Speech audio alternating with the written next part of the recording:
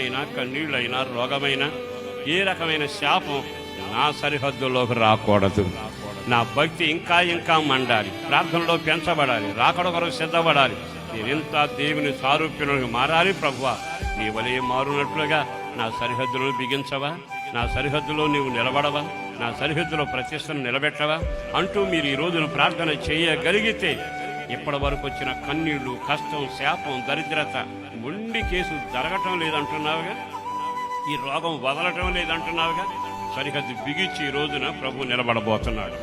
ఆయన నిలబడ్డా ఇక శత్రువు, శాపం, కన్నీళ్లు నిన్ను సమీపించకుండా ఇప్పటి వరకు వెంటాడి తరిమిన వారు తిరిగి వెళ్ళిపోవుదురుగాక. శత్రువు అణిగిపోవునగాక, సరిహద్దులో తిరిగి రాకుండా ఆగిపోవునగాక. మరి గనుడైన దేవుడు నీ సరిహద్దులో ఉన్నాడో లేదో ఆలోచిస్తూ ఈ 3 పనులు చేయి, 4వ పని ఆయన చేస్తాడు. మోకరించండి.